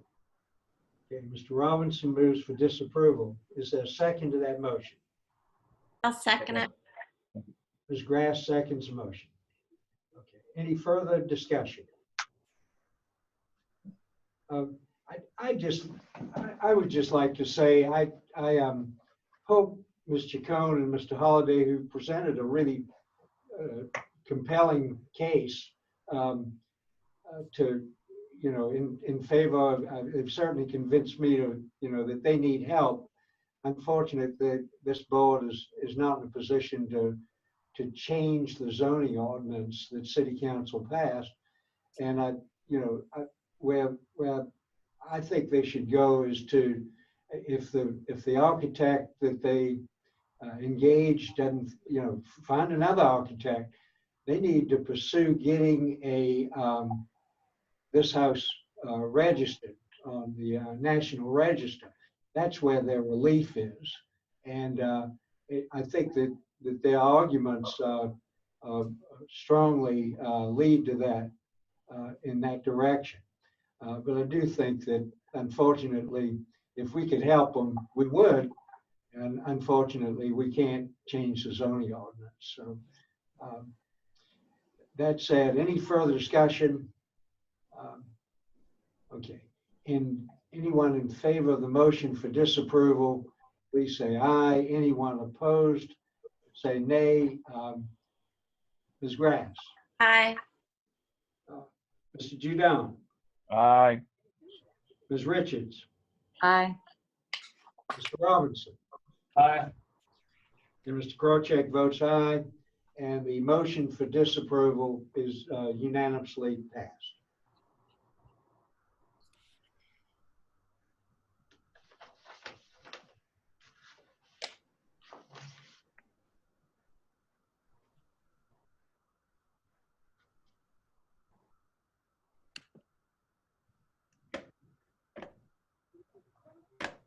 Item 11 is 1922 Ferguson Road. It's for a use variance to allow an additional mobile home on a lot that has an existing mobile home. Ordinance permits one mobile home on lot. DR3, Mr. Batchel. This is a property in Ferguson Village on James Island. This map shows the location. You can see it's a fairly large property. It's an acre in size. It is zone DR3, which is the zoning of most of the properties in Ferguson Village. And that zoning allows mobile homes. Here's an aerial view of the property. The existing home is a mobile home. So the addition of one more mobile home requires a variance. And it's not actually a use variance because the mobile home use is permitted. It's listed that way on your agenda, but it's actually just a variance because what they're asking for is a variance to allow two mobile homes on a lot that's 1 acre in size or slightly more than 1 acre. And the existing mobile home is occupied by the mother of the applicant, as I understand. Here's a view of the front of the property with the driveway for access and the existing mobile home and in the distance. This is a survey of the property. Another site plan showing the proposed location of the second mobile home. And this will meet all the setback requirements of the zoning ordinance. There's no issue there. Of course, there's plenty of room for parking. And the size of this property and the fact that there are other properties in this area, in this neighborhood, that do have multiple residential units, but this one does not. It means that I think that there is some sort of a hardship that this suffers for not allowing this second mobile home, and so we're willing to recommend approval. We're not aware of any objections or concerns from any of the neighbors to this request, and so our recommendation will be for approval. City recommends approval. Ms. Ashby, anyone opposed? No, Mr. Krawcheck. The applicants are here, Ms. Tara Butler and Mr. Darren Butler. And I did speak with one of the representatives of the Neighborhood Association for Ferguson Village. And in that conversation, there was not any indication of non-support. That was a conversation with Ms. Barbara Brown. Okay. Do I hear a motion for approval?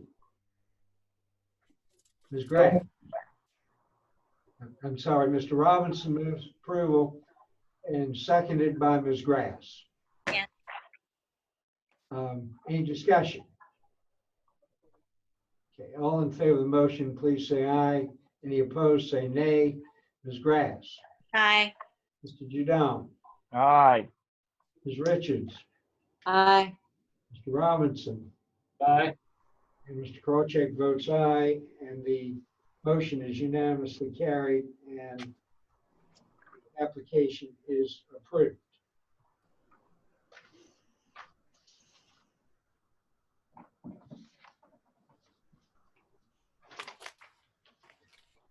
Item number 12 on the agenda is 11 Bennett Street. It's for a variance to allow a detached accessory building, a garage game room with a 22.4-foot west side street setback a 3-foot rear setback, and a 3-foot east side setback, 25, 25, and 6 feet required STR. Mr. Batchel. So this is a residential lot in Harrelson Village, sits at the southeast corner of Bennett Street and Ashley Avenue. And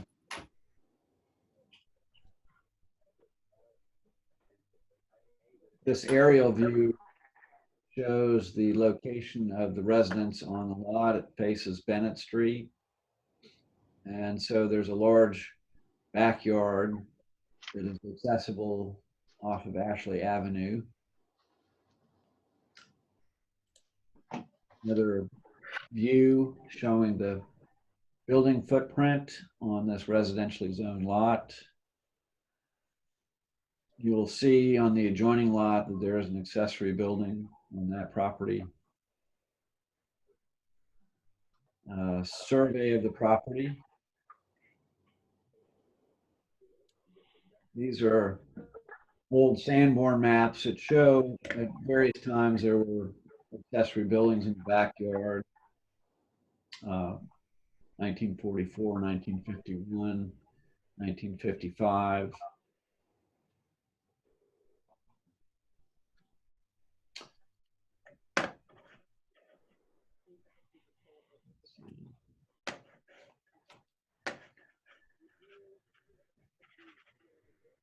Having trouble getting my cursor back. Okay. And this is a site plan that shows the proposal. So this would be the accessory building back here. And this is a close-up view. It will have a setback of 3 feet from the rear property line, 3 feet from the east side property line, and 22.4 feet from the street, from the Ashley Avenue side street of this lot.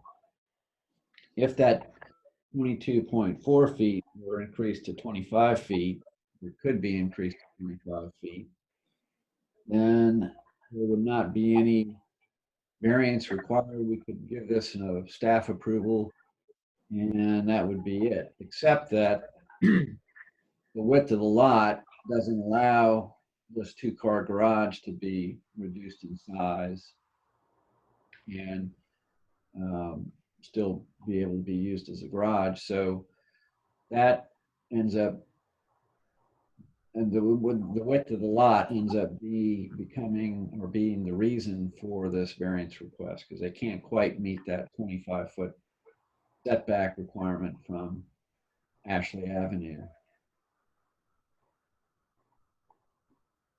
More views. These are plans showing the proposed accessory building with the garage on the ground floor and the game room upstairs. This is a view of the proposed accessory building, 1.5 stories, and elevation of that building relative to the main house. Of course, this is within the BAR's jurisdiction, so the appearance of the building will be subject to the approval of the BAR. But this is a very minimal variance. As I mentioned, it's only 2.6 feet short of the 25-foot requirement, which would eliminate the issues of the rear and side setback. So we feel that this is a valid request for a variance, and we recommend approval to you. City recommends approval. Ms. Ashby is. Yes, Mr. Krawcheck, the applicant is here, Ms. O'Connor, and a letter of support has been submitted by the adjacent property owner at 9 Bennett Street, John and Maureen Corliss. They have entered into the record their letter of support for this application. Thank you. Ms. O'Connor, do you solemnly swear to tell the truth, the whole truth, nothing but the truth, so help you God? I do. We'll hear from you. Okay, very good. Thank you very much. Yes, I think Mr. Batchelder sort of gave you the nuts and bolts of the situation. And one of those sheets that he was going through did show some examples in the neighborhood. Oh, that one. Sorry, Mr. Batchelder. There you go. Some examples of accessory structures within just a few blocks of this property, that the accessory structures are significantly closer to Ashley Avenue. So we believe that not only is this an exceptional lot because of its width and lack of width, but also that it's an exceptional circumstance because there's certainly other properties in the vicinity that have this condition. Any questions for Ms. O'Connor? Thank you, ma'am. Thank you. Ms. Ashby, anybody else to be heard? No, Mr. Krawcheck, no one that I know of. Thank you. Is there any discussion?